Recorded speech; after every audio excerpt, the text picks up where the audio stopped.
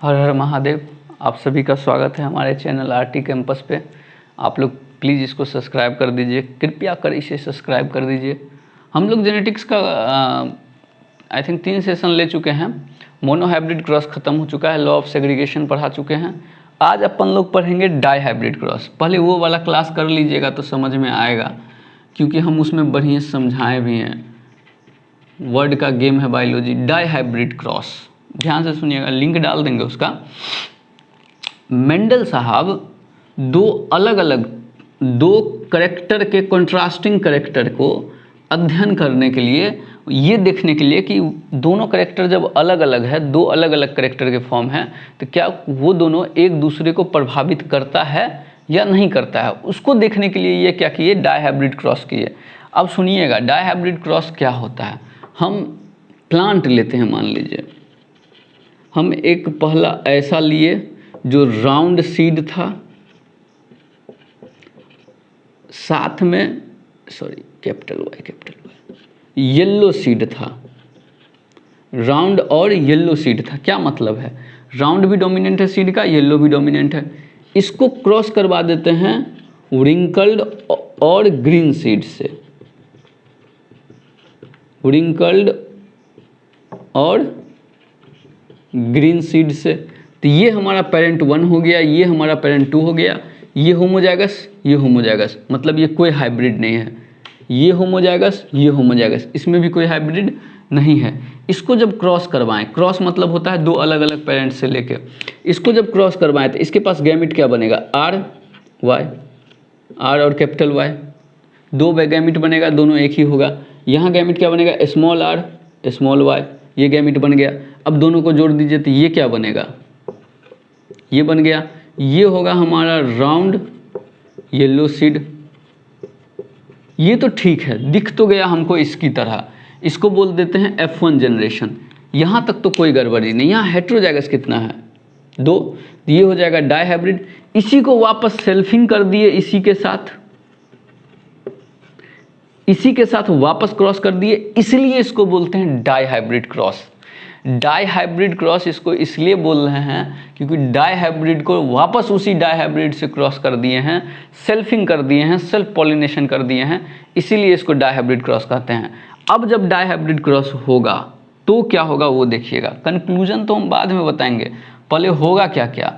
तो सबसे पहले गैमेट बनाना सीखते हैं। गैमेट बनाना सीखते क्या है, हम बता चुके हैं। हम बताए थे कि गैमेट बनाने के लिए अंडरलाइन करिए, फिर ऐसे करिए, एक पे कैपिटल वाई स्मॉल वाई, इसको काटिए, फिर इसको 2 है तो इसमें भी 2, आर आर आर और आर, इसको वापस काटिए। अब गैमेट बनाइए तो ये हो जाएगा कैपिटल वाई कैपिटल आर, ये हो जाएगा कैपिटल वाई स्मॉल आर, ये हो जाएगा स्मॉल वाई कैपिटल आर, ये हो जाएगा स्मॉल वाई स्मॉल आर। मतलब हमारे पास कितने टाइप का गैमेट बन गया, 4। तो 4 प्रकार का गैमेट यहाँ बनेगा और 4 प्रकार का ही गैमेट यहाँ बनेगा। तो हम बनाने की कोशिश करते हैं चेकर बोर्ड।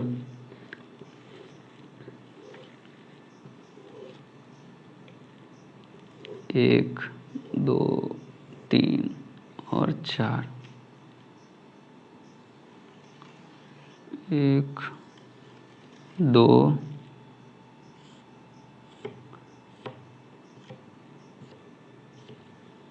3 और 4, ठीक है। अब गैमेट लिखते हैं, मेल फीमेल कुछ भी लिख सकते हैं, मेल फीमेल। पहला गैमेट क्या है, कैपिटल आर कैपिटल वाई। दूसरा गैमेट क्या है, स्मॉल आर कैपिटल वाई। तीसरा गैमेट क्या है, कैपिटल आर स्मॉल वाई। और चौथा स्मॉल आर स्मॉल वाई। पहला क्या है, कैपिटल आर कैपिटल वाई, दूसरा small R capital Y, capital R small Y, और ये स्मॉल आर स्मॉल वाई। अब हम करेक्टर देखते हैं। राउंड को हम आर से दर्शा देंगे, येलो को वाई से, रिंकल्ड को डब्ल्यू से और ग्रीन को जी से, ठीक है। तो ये क्या होगा, आर आर तो राउंड ही होगा। देखिए ज़रा, आर आर कैपिटल वाई, यही बनेगा ना। तो ये क्या होगा, round seed plus yellow seed, कोई दिक्कत नहीं है, ये हमको मिल गया ऊपर से।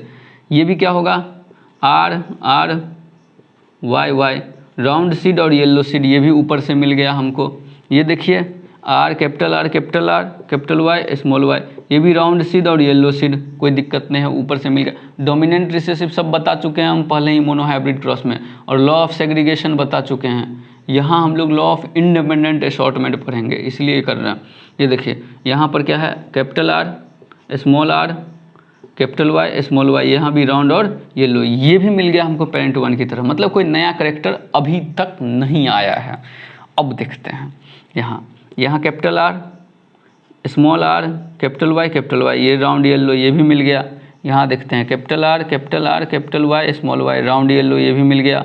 यहाँ देखते हैं capital R capital Y small Y, round और येलो, ये भी मिल गया, कोई दिक्कत नहीं है। यहाँ देखते हैं कैपिटल आर कैपिटल वाई, ये मिल गया राउंड येलो, कोई दिक्कत नहीं है। यहाँ पर capital R capital Y small Y, round yellow, ये भी मिल गया, कोई दिक्कत नहीं है। यहाँ देखते हैं small R capital Y small Y, ये हमको थोड़ा अजीब मिला, व्रिंकल्ड येलो, स्टार लगाइए, ये कहीं नहीं है ऊपर के जनरेशन में, व्रिंकल्ड येलो, ये नया मिल गया। अब इसको देखते हैं, ये है हमारा capital R capital Y small Y, round yellow, कोई दिक्कत नहीं है। ये क्या है कैपिटल आर स्मॉल वाई, ये आ गया हमको राउंड और ग्रीन, ये भी हमको नया मिला, स्टार लगाइए। जो नया मिल रहा है ना उस पर स्टार लगाइए, क्यों स्टार लगाइए वो सुनिएगा बाद में। अब ये देखिए, ये क्या हो जाएगा कैपिटल आर स्मॉल वाई, ये भी हो जाएगा राउंड ग्रीन, ये भी नया है स्टार। अब ये देखिए, ये हो जाएगा हमारा स्मॉल वाई नहीं कैपिटल वाई स्मॉल वाई, ये हो जाएगा हमारा व्रिंकल्ड येलो, ये भी नया है। ये क्या है capital R small Y, round green, ये भी नया है, राउंड ग्रीन तो यहाँ भी है। अब ये देखिए, ये क्या स्मॉल आर मतलब ये व्रिंकल्ड ग्रीन, ये नया नहीं है। क्या कहना चाह रहे हैं, जब हम जीनोटाइपिक रेशियो लिखेंगे इसका, तो सबसे पहले तो एक ट्रिक होता है कि अगर डाई हाइब्रिड है ना तो दो मोनोहाइब्रिड को गुना कर दीजिए, वही उसका जीनोटाइपिक रेशियो होगा।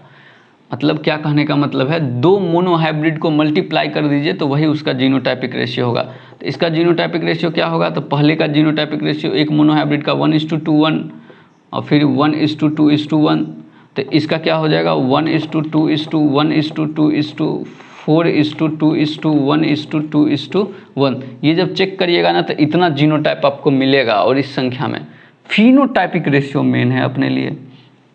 देखिए राउंड येलो कितना है, जब राउंड येलो को नापेंगे तो 9 मिलेगा, ठीक है। 3 अपने पास ये मिलेगा, 93331 का, इसको भी निकालने के लिए अच्छा है। दो डाई हाइब्रिड है, तो डाई हाइब्रिड होने के कारण क्या है, दो मोनोहाइब्रिड है, तो दो मोनोहाइब्रिड का हम फिनोटाइपिक रेशियो का अगर क्रॉस कर देंगे तो वही उसके डाई हाइब्रिड का आ जाएगा। तो क्या हो जाएगा 9:3:3:1, ये हो जाएगा, यही होगा ना। ये ट्रिक है, अगर डाई हाइब्रिड क्रॉस है तो दो मोनोहाइब्रिड को मल्टीप्लाई कर दीजिए, वही तो डाई हाइब्रिड है ना, जोड़ना नहीं है, मल्टीप्लाई करना है। तो अगर मोनोहाइब्रिड क्रॉस का जीनोटाइपिक रेशियो मल्टीप्लाई करेंगे तो जो आएगा वो हो जाएगा जीनोटाइपिक रेशियो डायहाइब्रिड का, और फिनोटाइपिक रेशियो को मल्टीप्लाई करेंगे तो जो आएगा वो फिनोटाइपिक रेशियो का। मेंडल साहब को ये समझ में नहीं आ रहा था, इसकी तरह अगर कैरेक्टर दिख रहा है तो हमको कोई दिक्कत नहीं है, ये नया नया कैरेक्टर कैसे आ गया। इस नया कैरेक्टर को ही एक्सप्लेन करने के लिए एक लॉ दिया गया जिसको बोलते हैं law of independent assortment. Screenshot ले लिए, अब देखिए, ज़्यादा नहीं मिटाएंगे, बस इतना मिटाएंगे क्योंकि हमको यहाँ पर लॉ ऑफ इंडिपेंडेंट असॉर्टमेंट पढ़ाना है। कौन सा लॉ दिए मेंडल साहब, लॉ ऑफ इंडिपेंडेंट असॉर्टमेंट। इसके अनुसार मेंडल साहब पहले क्या बोले, मेंडल साहब बोले कि जो दो अलग अलग कैरेक्टर है उसका इनहेरिटेंस एक दूसरे से प्रभावित नहीं होगा। सबसे पहले तो डायहाइब्रिड क्रॉस के बेसिस पे दिया गया।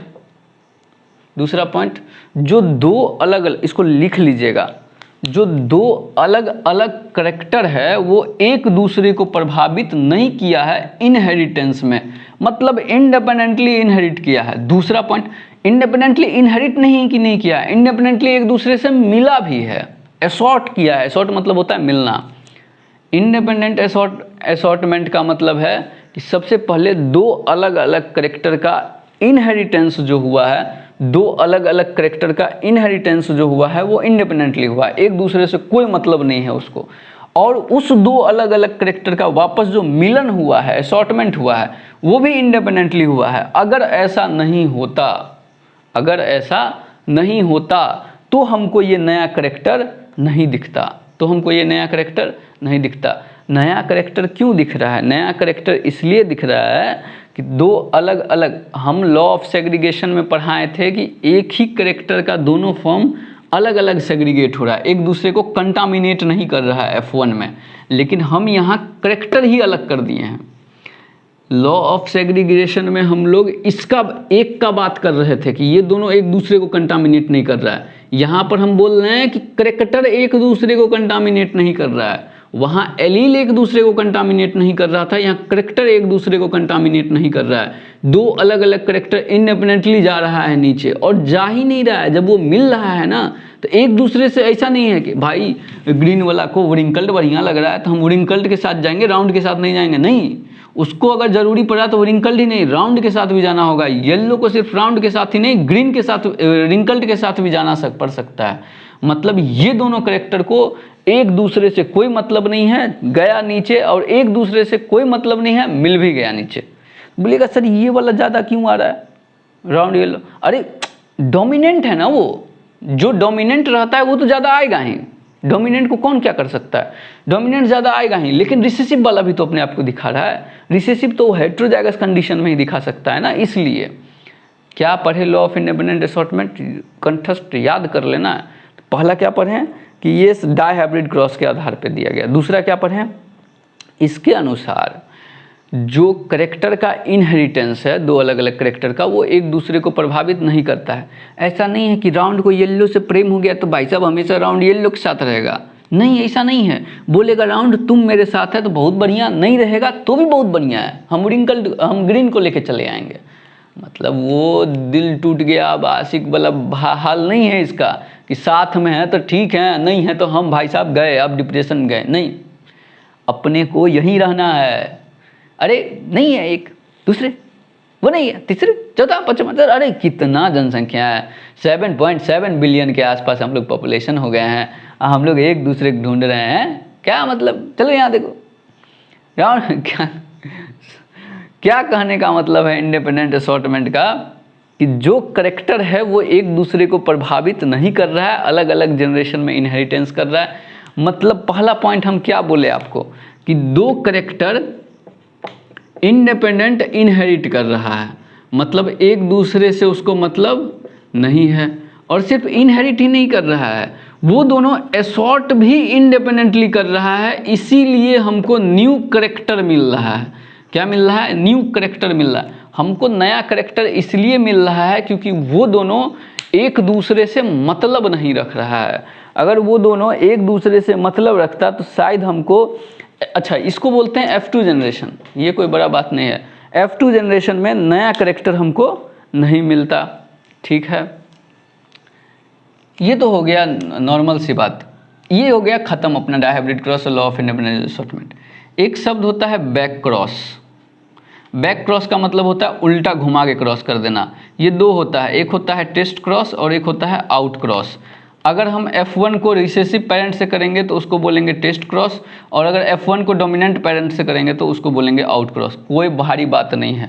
एक होता है रेसिप्रोकल क्रॉस। रेसिप्रोकल क्रॉस का मतलब होता है उल्टा घुमा दो। अगर ये मेल है तो इसको फीमेल कर दो, ये फीमेल है तो इसको, मतलब हम नहीं करेंगे, प्लांट ऐसा लेंगे, फीमेल मेल उल्टा कर दो तो उसी को बोलेंगे रेसिप्रोकल क्रॉस।